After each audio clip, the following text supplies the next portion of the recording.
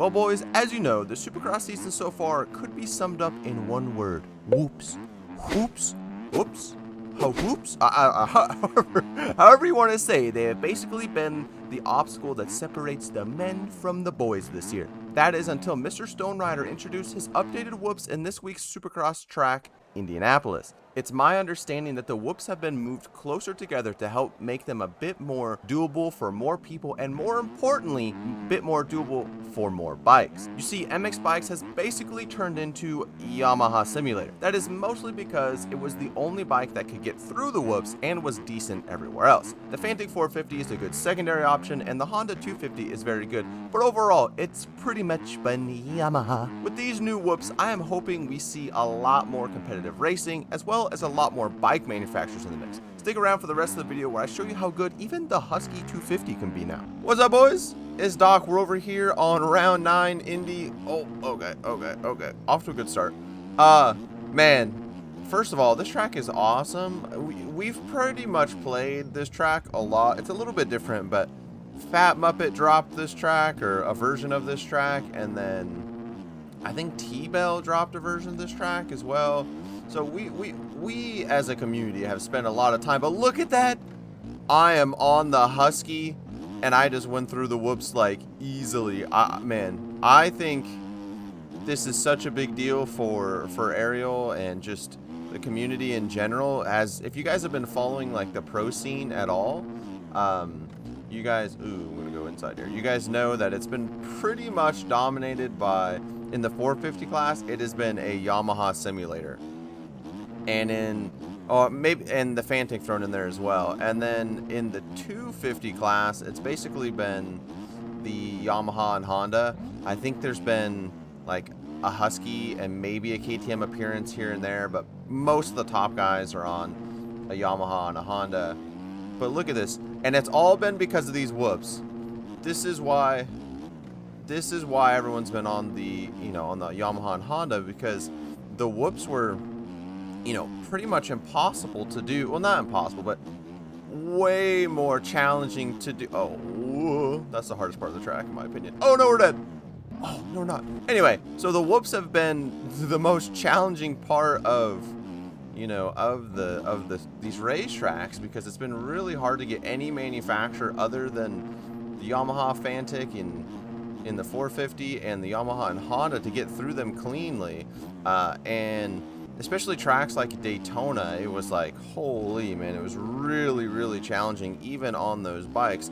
And again, it's not like we wanted, super easy, but I think what's been going on is people have been really bored of the Yamaha meta, just the meta in general, and so the OEM guys tried to balance everything, or they did some work on the bikes in general.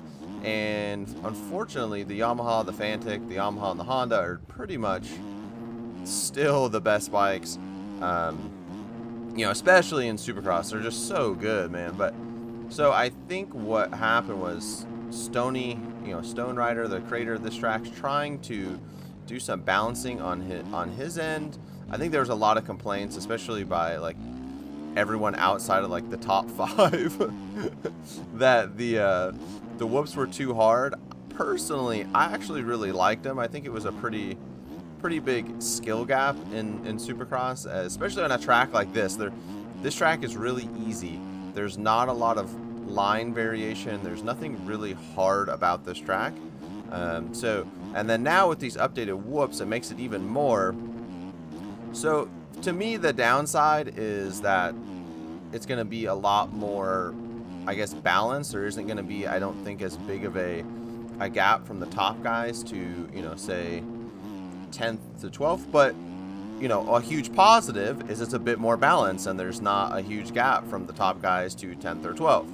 So, okay, first of all, I'm recording this before this actual aerial race. Obviously, a lot of you guys know I have the tracks a little bit early, or like a day early, because I do the track preview for them. This is pretty much why I haven't, a big reason why I haven't been racing is when they started doing the 250 track preview, I'm trying to keep it fair. I get to spend a lot of time or I guess I have the ability to spend a lot of time on these tracks. To be honest, I don't really spend a lot of time on them, especially the weeks where I was racing. Like when I do the 250 races, you know, the West Coast series, I literally will get on, try to get my, you know, one clean lap in for the track preview, and then I'll just get off. Try to keep it as fair as possible. It just kind of comes with the job, I guess, being over at Ariel. But for the 450 rounds, I haven't really been enjoying the 450s, to be honest. So I figured, you know, let's just sit the 450 rounds out. Plus, people were getting frustrated that I was doing the track previews and racing, so I was like, well, I'll just sit them out, and it won't be that big of a deal, and hopefully that'll help people not be so frustrated. I don't really think it's that big of an advantage, to be honest, because I cast EU, so I don't get to ride the track. You know, it's like, you know, everyone else gets, you know, the track drops at whatever 3 o'clock, and I'm casting, and everyone else is riding and playing the track, and then, you know, I get it right after. I don't know. I don't really think it's that big of an advantage. I feel like I'm pretty much in line with a typical NA guy, but whatever. Anyway, that's not what we're talking about. But man, I'm so excited. I'm hoping, again, like I said, this is being recorded before the Indy race, which is today, actually. I'm really hoping that we see a lot more, oh my Lanta, a lot more color in the roster, you know? It would be cool to see. I think the Husky is definitely a really good bike in Supercross. This is the same setup I was running on all the other tracks on Supercross before Indy. And I was like absolutely struggling through the whoops, but I really like the Husky pretty much everywhere else, just not the whoops. And now I feel like the Husky is actually a pretty good option. It has a lot of power. You see, I overjump a lot of stuff, and it has plenty of, you know, it handles these whoops fine. You know, the last couple you kind of have to skip out of, but you know, I don't know. I think it's fine. I tried the KTM earlier. KTM was fine. I tried, if you guys watched the track preview, I was on the Suzuki. Oh, that's the hardest part about this track right there. Oh my goodness. The hardest part about this track is right there, trying to get that triple in. Other than that, this triple in's kind of hard too. It's hard to get clean on a 250. But yeah, anyway, man, I think we're going to have some really cool, hopefully we see a lot more. The Cowie's probably going to be pretty good now. You know, the Fantic's not great. The Fantic 250 is not great. Oh, that's... Ooh. And the TM is also not great. But the Gas, the Husky, the KTM, the Suzuki, and the Cowie, I think all are...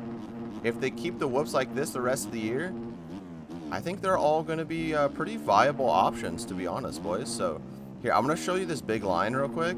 I'm going to do what I can to hit this in the first try.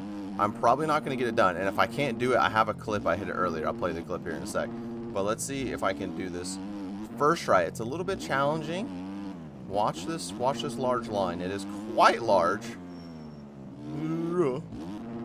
Okay, so we're going to come through here. We're going to shift second there. We're going to do this. We're going to sit. Oh, okay. So you can, I brake tapped and I shouldn't have, but you can quad that here. I'll play the clip at the end of the video here in a second. But anyway, hopefully this video ages well and we have lots of new bikes, you know, introduced into the roster as the season goes on. Hopefully this, you know, video, yeah, hopefully it doesn't flop and it's just still all Yamaha Simulator. But I don't think it will be. I think we'll have some people. Personally, I think I'll be, I don't know, I think I'll be switching to the old Husky here, but we'll have to see lap times. I don't have the timing and scoring isn't updated on this track. I almost just died right now, so I don't really know what my laps are. I'm thinking I'm running around that like 49 to 50, and I ran the, I don't know, I ran the Honda, and honestly I feel better on this. Oh, we're gonna go for it again. Oh, okay, yeah, it's really challenging on a 250 hit that quad. You have to absolutely grease it. There's lots of sitting and standing in play there. You have to sit at the right time, stand at the right time. But anyway, I love you boys. Thank you guys for hanging out. I hope you enjoyed the video. I think this is a big W for bikes, you know, MX bikes and this Ariel in general. So let me know down in the comment what you guys think and what bike you guys gonna be riding Supercross now. All right. Woo!